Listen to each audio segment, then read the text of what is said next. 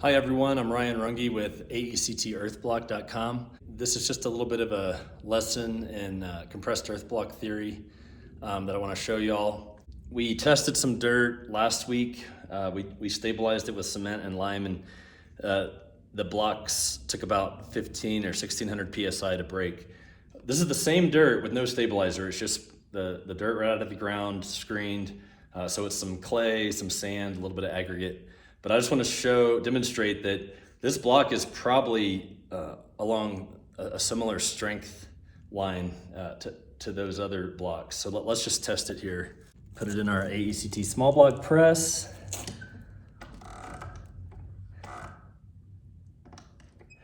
Let's see what it breaks at.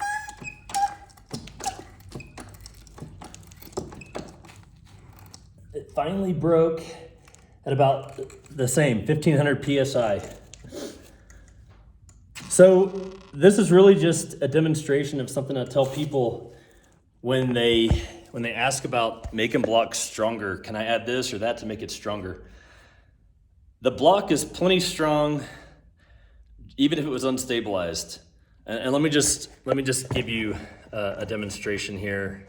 I tell this to people all the time, but I've never kind of laid it out in this way.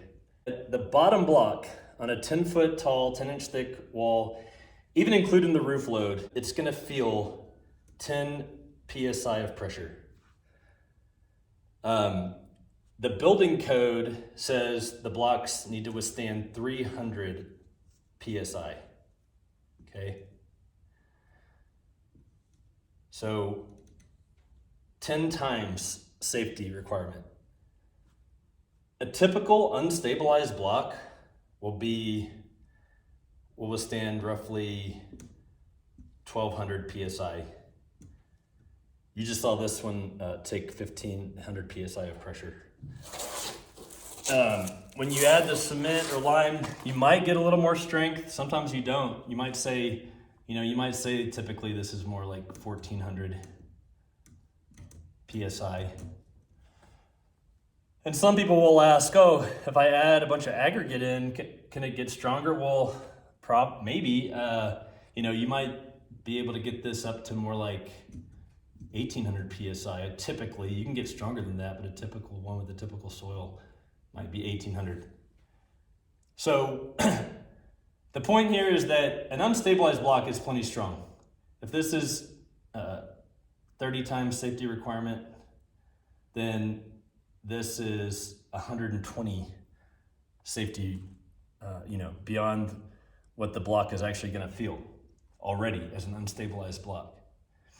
So my recommendation would never to be to add extra aggregate, to spend the money and spend the time mixing it in to try to get from 1400 to 1800 PSI. It's not getting you anything, especially when your biggest concern always is gonna be whether the block's waterproof or not.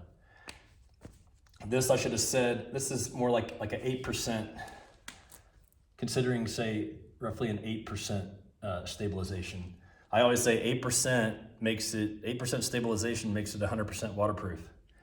This is why we're happy to go from here to here and make sure the block's waterproof.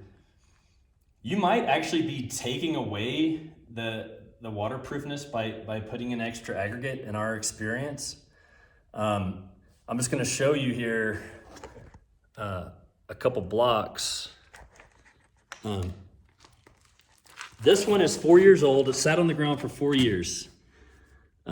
This soil was screened. It didn't have a lot of natural aggregate in it. It sat in the driving rain in San Antonio on the ground for 2 years, sat on the damp ground, and I brought it here to Colorado, and it sat on the ground for 2 years, and it's been frozen at least 100 times. It's been snowed on 30 or 40 times.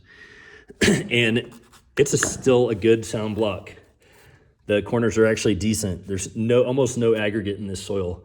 This block is one I made here a year ago.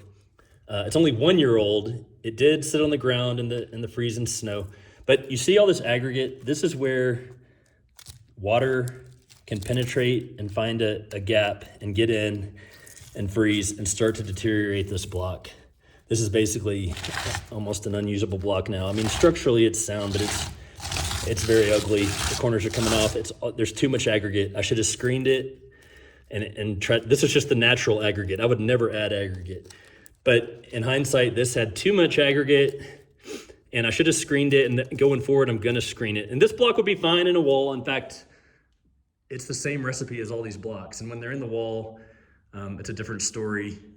They're gonna be there for a long, long time. You seal the wall, you get the roof on, and it's gonna last basically forever. But on the ground, you can see what happens when you don't have the aggregate. I would never, or when you do have the aggregate, I would never add aggregate. It makes it just more prone to erosion. And so that's kind of today's lesson. Thanks for watching.